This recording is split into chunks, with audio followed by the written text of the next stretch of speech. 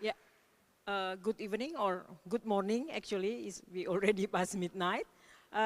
Thank you so much Ataratu and Nancy also. So Nancy has been helping us to organize the visit of Ataratu tonight. So, and also to explain, translating the text, the lyrics of the songs. So actually I visited Ataratu in 2020 in her hometown in Sumba. So Sumba is very known for one of the most beautiful islands in Indonesia, and nowadays become really fostered with the rapid development for tourism industry. So when I visited there, we aim to have like an album, because for a long time, after 25 years, she never really have like proper recording of her performances. So I went with small team to record her in a way in her village with all the natural and in between like lots of forests in her house. But then we realized at that time also the people in that village, they're in the process of like protesting the idea of the sugar factory development in their area, because she came from Merapu. So Merapu is like one of the belief of the Sumba people. So they don't have like formal religion, and they still very much strongly connected to the animism belief, where it's called Merapu. And for their belief, the land is not owned like by individually. So they never had like certificate, land certificate, there is no idea of selling land for their community, because land is belong to the clan and it should be inherited to the next generation. So when I came, they did the protest because the government want to help the factory, the sugar factory, to get the land from the people. So she created the song in the middle of this protest, and the song really much somehow like supporting the defense. So sometimes also she went around the cities in Sumba and supporting all the people, the community that facing the problem of land grabbing. Many of her lyrics or her texts came from the poetry, so this is actually very much connected to the versation.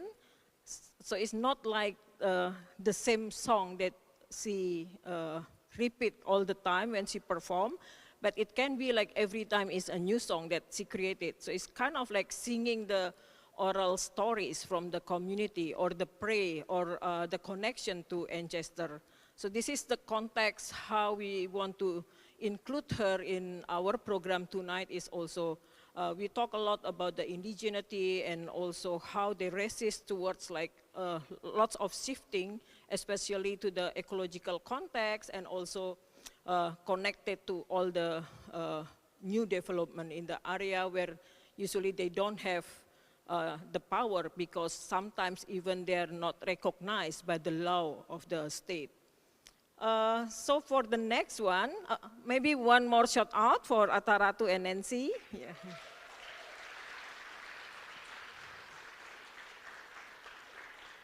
So the next one, we will have cooking performance by Suvi Wahyudianto. Maybe we can start to prepare.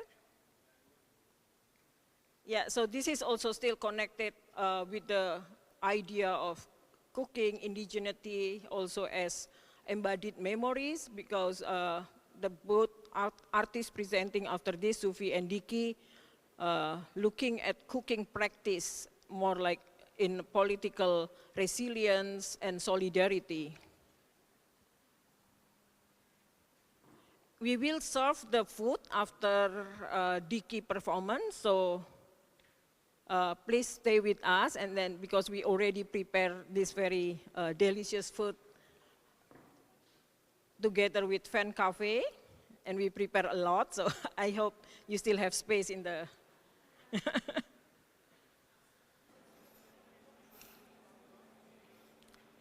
Hello, good morning. My name is Suvi, an artist from Indonesia. I was born and raised in Bangkalan, exactly in Madura Island. Today, I'm here to share a story, memories from my hometown. In 1999, Madura experienced a cut of power for 3 months. I was still in elementary school. Darkness enveloped the entire island. We evacuated to village hall. The men stood guard and remained on the high alert in the village, protecting against of ninja who were hunting religious figure in Madura. At the same time, in Kalimantan, ethnic conflict broke out in the Sambas. Many Maduris lost their homes, displaced, and forced to return to their hometowns. At the time, I started meeting children who were survivors of the conflict. One of them, a student at our school, had scar on his arm and ear. That was my first memory of wounds and a dark chapter of Madura history. As a teenager, I watched a recording of the Maduris and Dayak conflict. The blurry, fragmented violence left me with questions that never answered. Then, years later, I went to Pontianak, a city in West Kalimantan. At the time, I discovered that even to this day, the Maduris people have never been able to return to Sambas, the regency of West Kalimantan that borders Malaysia. In 2019, I visit Sambas, a place still considered forbidden for Maduris people. Standing there, I ask myself,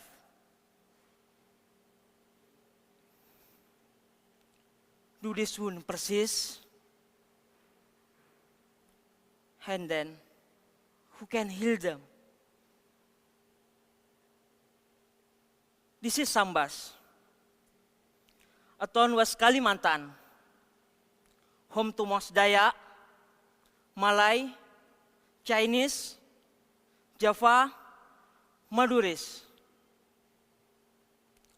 Before the outbreak of the Sambas conflict in early 1999, a relation among Dayak, Malays, and Maduris were strained with great economic and social disparities. Maduris migration to West Kalimantan began in the 2030s and 2040s as plantation worker during colonial and intensive in the with government transmigration in the 1970s.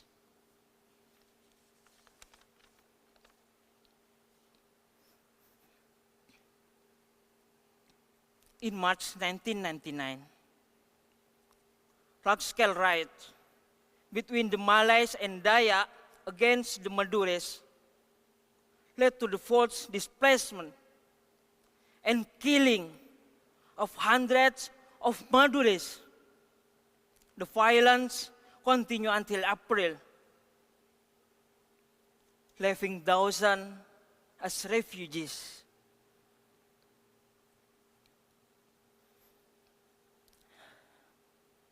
The 1999 Samba's conflict was rooted in long-standing tension.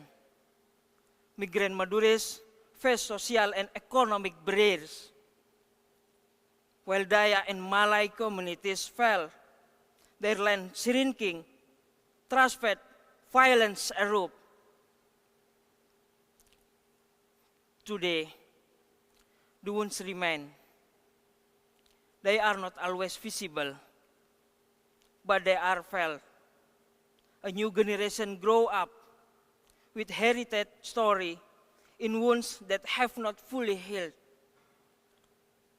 How do we remember? How do we learn so that does not happen again? Yeah.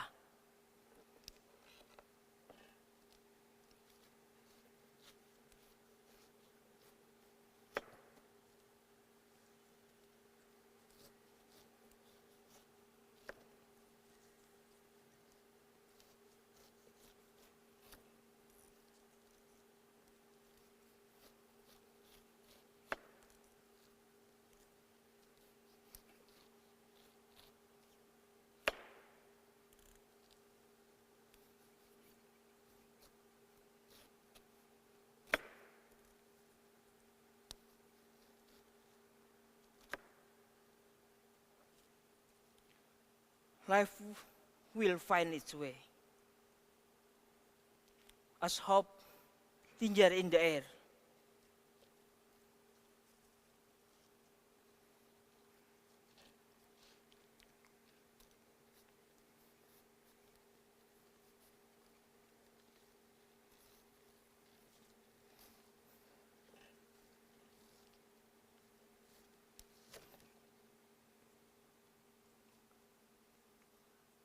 Grow, grow, grow, grow.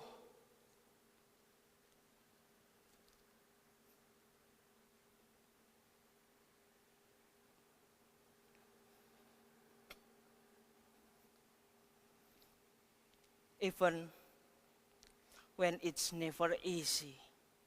Yeah.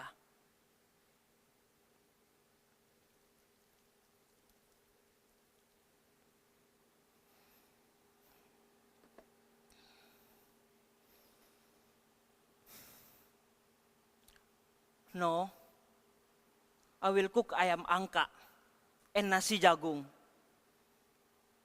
This is a symbol for new hope. Yeah. Ayam angka, a signature Dayak dish, is a chicken cooked with red fermented rice. Angka, also known as red fermented rice, red koji rice, or red koji rice in Japanese, as well as anka or angka.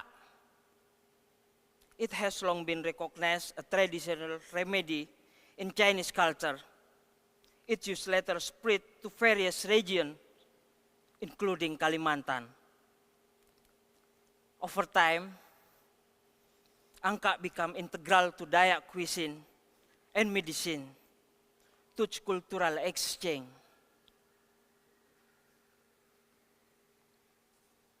This is a chicken, like ayam angka.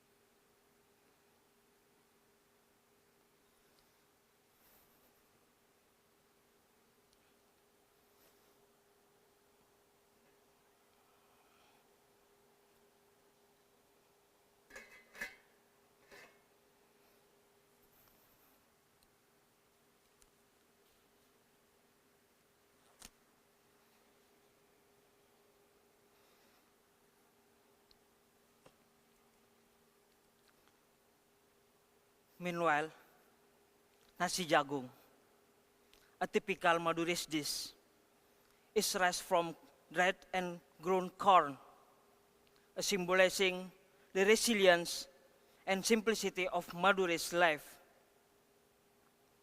It's the staple food made from corn that thrives Madurese limestone soil.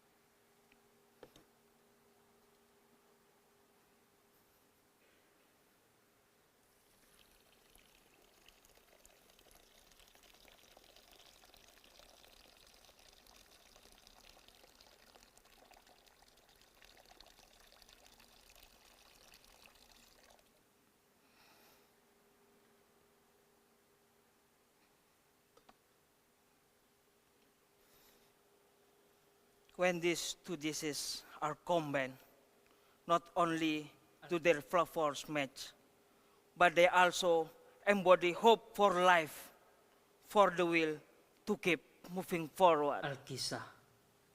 Pada jendela ruang tengah, orang-orang terlihat berjalan berduyung-duyung menuju batas pulau.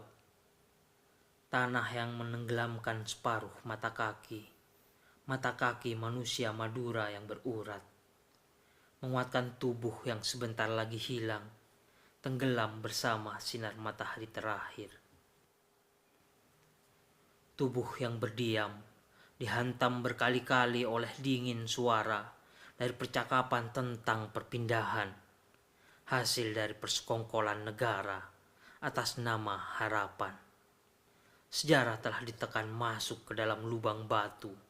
Di kepala, ia akan terus diingat. Sekarang, sampailah mereka di tempat yang dimanapun mereka akan memandang, mereka akan bertemu dengan dirinya sendiri. Di tanah Sambas yang sepi, tanah hamparan yang teramat luas. Seorang bapak bertanya kepada anaknya, "Apakah kau melihat, nak?" Beberapa daun kering muncul. Orang-orang di sana menatapnya dengan tanda tanya. Di atas hamparan ladang, tanaman jeruk yang pucat, di sini mereka menemukan sandaran, membangun rumah, dan bertahan. Menanam, merawat jeruk di ladang dengan menjadi buruh pekerja. Dari kejauhan, terlihat dua anak bermain di ladang. Dengan bahagianya, suara terdengar. "Lihat, aku menemukannya. Hanya satu. Ini tanah." Anak yang datang dari jauh sontak bertanya, "Di mana? Di mana tanah itu?" Lalu mereka saling berebut untuk menggenggamnya. Tanah terlepas, dan salah satunya menangis. Lambat laun, kehidupan terbentuk.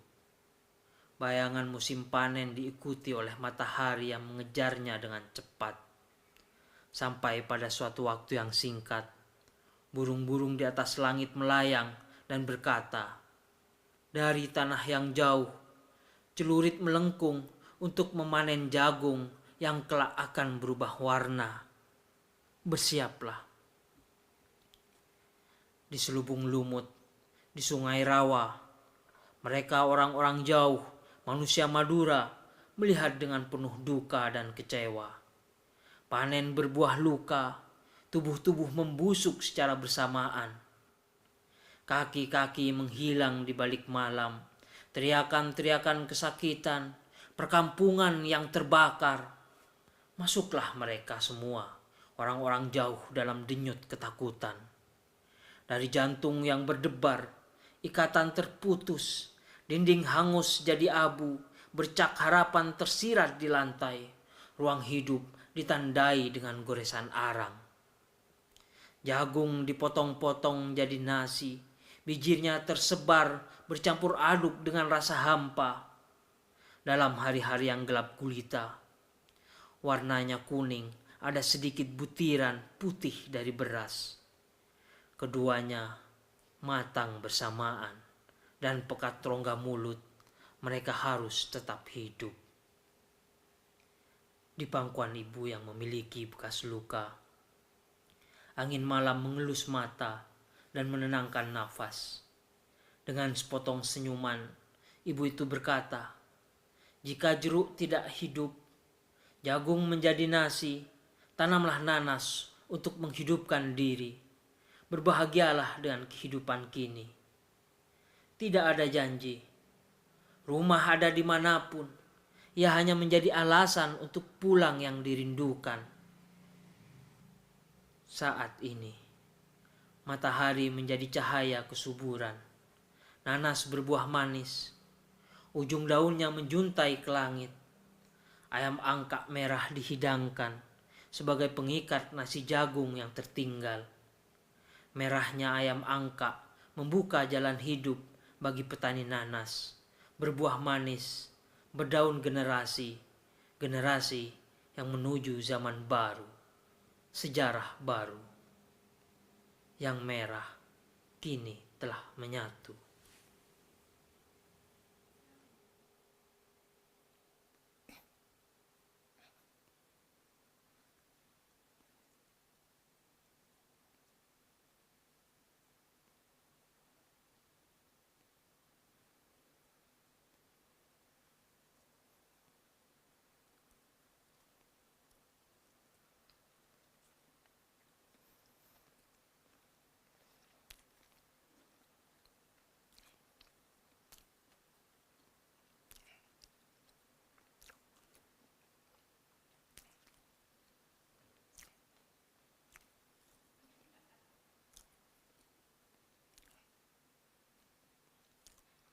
Yeah, it's new hope after conflict. Thank you.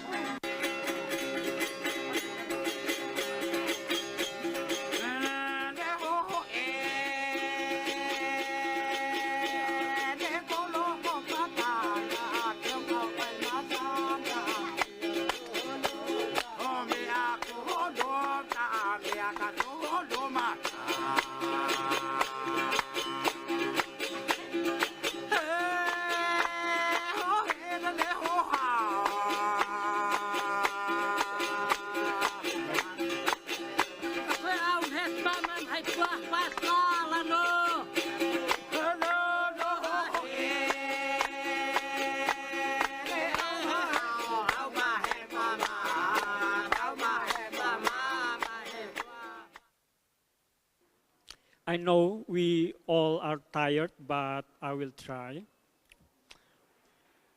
Tanah Molo, tanah yang indah, mengapa sekarang menjadi hancur? Usif amaf meofetnai, sepertinya tercerai-berai. Tutur adat harus dimulai, satukan langkah menjaga Molo. Untuk itu Molo bersatu, agar jangan mudah dihasut. Hi everyone, good evening, good morning. I'm Dicky Senda, a writer and local food activist. I come from Molo Indigenous community in the mountain of Timor, Indonesia. My island, Timor, used to be the best sandalwood producing island in the world, which since the 12th century has begun to be visited by traders from Arabia, China, and Gujarat. Then came European colonizers, Portuguese, and Dutch. The piece of song that I just sang was taught to me by my mothers, grandmothers, and uncles, recalling the time when they took massive action against marble mining and industrial forest plantation in our village 20 years ago.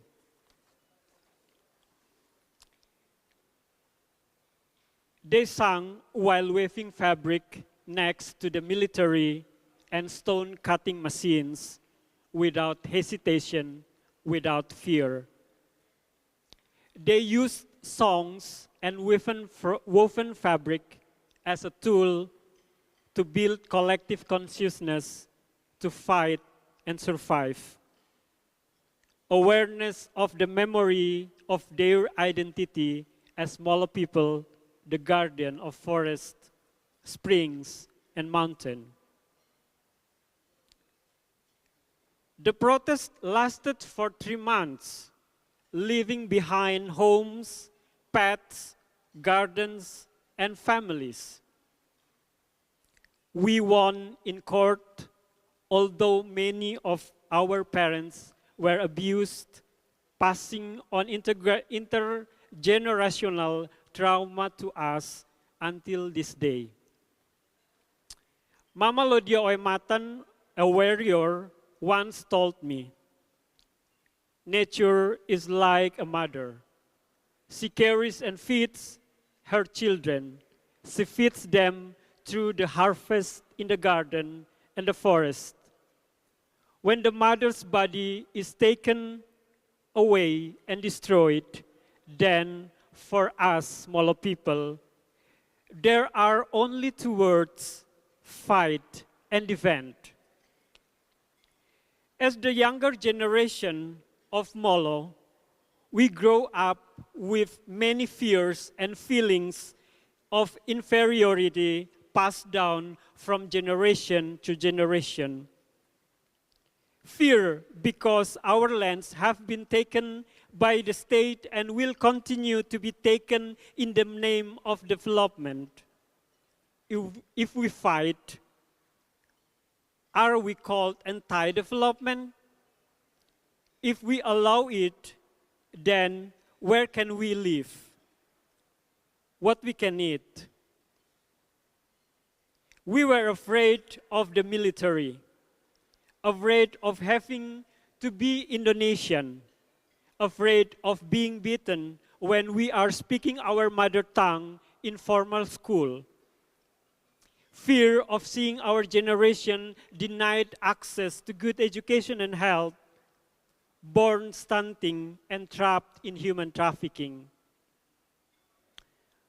Fear of living in ambiguous identity, saying we are indigenous children, but our indigenous knowledge and spaces have been suppressed for a long time. Feeling inferior because we are always stigmatized as poor, backward, unruly, and stupid. This includes being ashamed to eat local food because the standard brought by the system is that to be prosperous, you have to eat rice. To be prosperous, to eat what the people in the city eat, ultra-processed food, etc. If you eat local food, you are poor and backward. From the experience, a movement called Lakwatku Jawas, born 9 years ago. The spirit is simple. I want to invite friends of the indigenous young generation to actively archive and document our own local knowledge, re-narrate our cultural identity and history, because there are so many misperceptions and stigmas that have been built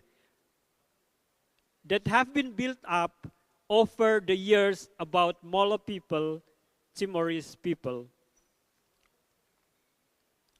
In Molo, the naming of clan is related to the element of forest, haukanaf, stone, fautkanaf, and spring, oikanaf. Each clan has an otes, a greeting, which is mostly related to the food crops. My mother, whose clan is Kamlasi, has rock called Mount Sunu. My maternal grandmother, whose clan is Toto, is called Oki. People with this clan, Oki, abstain from eating red skin banana because they are part of our identity. Last year, I invited a dozen of children from village to conduct a small research gathering food narrative associated with each clan. There were numerous names linked to the food crops. However, due to the influence of Christianity, this tradition has disappeared. Another discovery was that there is a connection between food and language. Many words, phrases, and expressions in Molo are related to food crops. For instance, there is a type of bean called tunis, whose flowers are usually a sign that winter has come. Hence the phrases manik tuin sufa, called during the blooms. But the phrases has begun to disappear because people no longer have access to the forest to collect tourist nuts, tourist beans. Indigenous forests in Molo have transformed into industrial ones. When there is no more access to the forest, the language automatically become extinct. We wrote the stories in the book Mnahat Otes Manuni. From the collected data together with the community, we transform it into contextualized knowledge that can be learned by today's indigenous young generation. We designed a model for a cultural school, Skolta Molok, and narrative-driven gastronomic tour, Naat Feu. I will share a little story about Naat Feu in the video before. Naat Feu means the new food.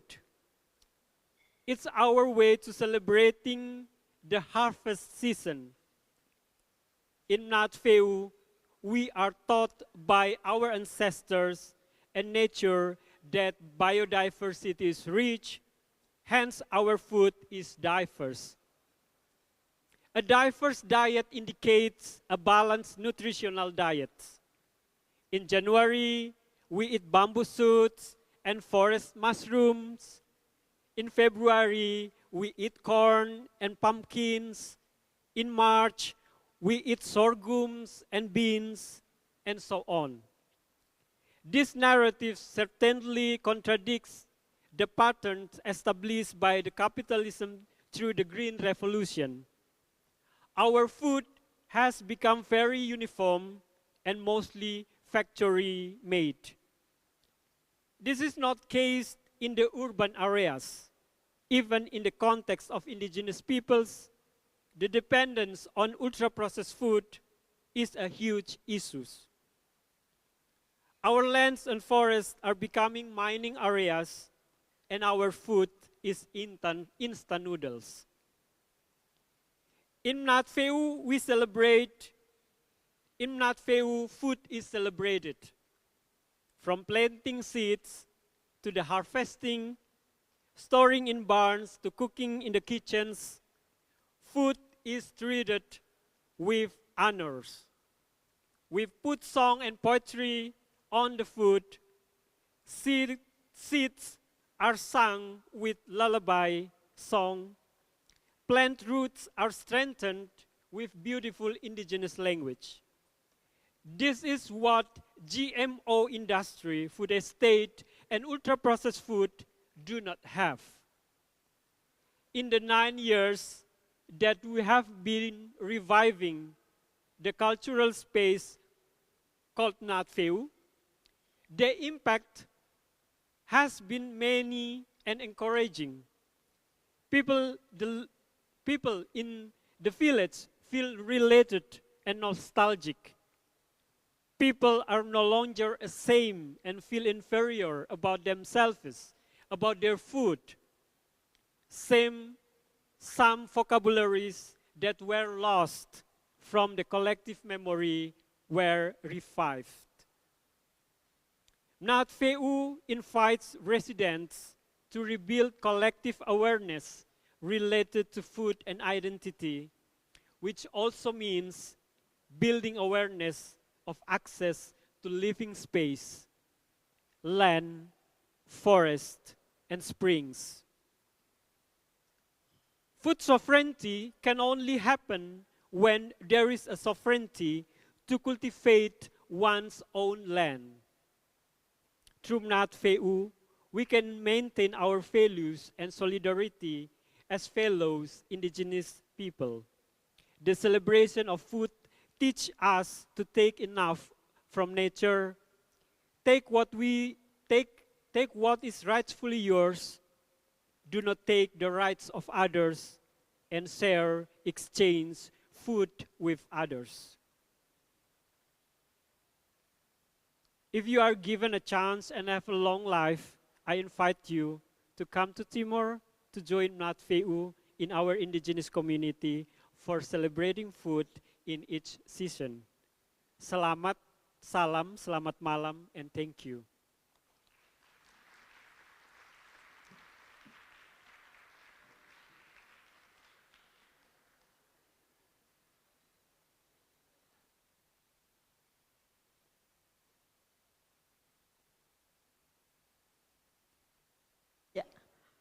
For wrapping up tonight, I just give a little bit context. You can continue to eat, but this is the story about the two performances.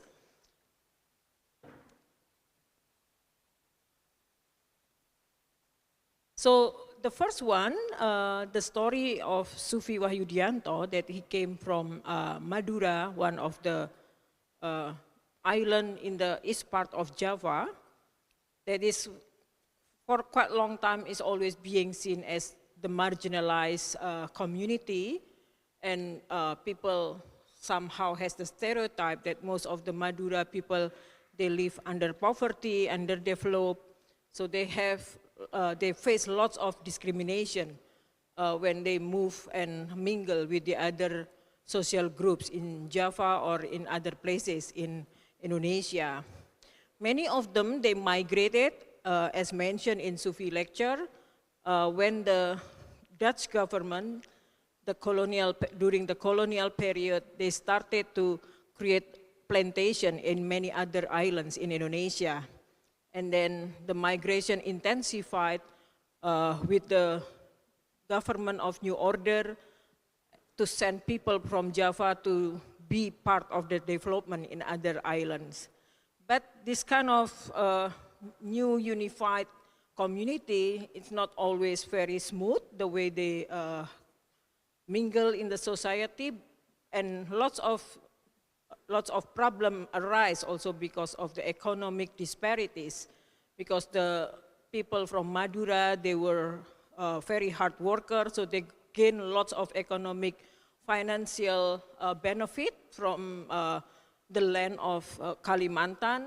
So the people, the local people, they felt like they lost or they didn't get more resources compared to the Madura, and this become politicized by the government to create the conflict, to separate people and to control the people. So the story of Suvi, in a way using the food, the recipe from the two enemies, one the recipe from Daya and one recipe from Madura, to share the stories, the dark history of the relationship between Madura and Daya, because for a long time, I think almost more than 20 years, there is no real reconciliation happening after the conflict in 1999. Even the younger generation, they still try to avoid each other. So when I work in the Jogja Biennial, we sent Suvi to go residency in Kalimantan. This is like the first time there is artists from Madura came to Dayak community to start looking into the possibility to create the projects to bring the idea of the process of reconciliation through art. So Suvi met some of the younger generation of Dayak that they already lost the story, lost the narrative of this conflict, and somehow all those conflicts forgotten in many different layers of social other problems. So in the end, it's very interesting to see the development of this process after Suvi started to be there in 2019, and now already 5 years passing, and more this reconnection, then new relationship was formed from different art projects happened after this small kind of efforts of reconciliation. And I think it is also important to look into the role of eating together as a social space, and especially also now in many places, as mentioned by Dicky, the indigenous community, they really face lots of changing and shift of what they eat because they lost most of the forest and everything somehow turned into more monoculture plantations.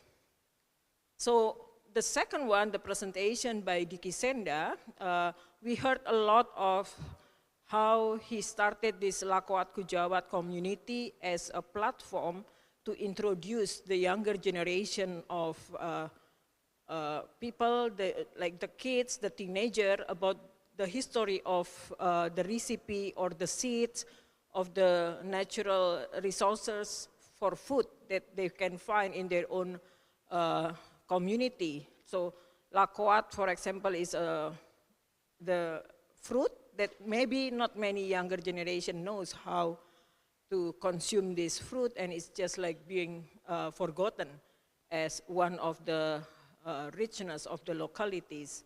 And Dicky lecture, the video that you saw, all the mothers weaving, actually connected to the story of the concrete thread activism, concrete thread repertoire, one of the collective that showing the works in that site.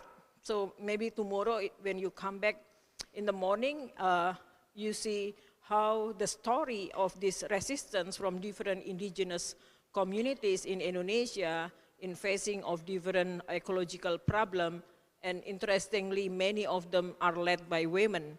So the concrete thread projects showing 4 cases on how like different initiative and collaborations between the people, artists and activists creating lots of victory stories. So when Dicky mentioning how all the mothers, they climb the rock mountains and stay there and weaving on the mountain for 30 days to defend their land, and then in the end, they won the case, and the factory never built. So I think this idea of sharing, the idea of inspiring the younger generation to defend and also to dig into the local history, local knowledge that in a way trying to be hidden by the state, by the government, really much become like the power of all the connection between different communities. So when we talk about these sessions, like how we see cooking can be seen as part of way of embodied memories, looking into how the food can be a symbol of reconciliation and also to bring peace for the new generation, but at the same time also thinking how we start to advocate and to have the history, to learn the history of everything we eat in the everyday life. So Dicky really much encouraging like the movement for the local community to eat from what they grew. So looking into the seeds again and the local vegetable and fruits in the forest, and somehow this also lead into building the memory of the food as part of our embodied knowledge. Thank you very much for joining us in the second day of March meeting, and see you tomorrow.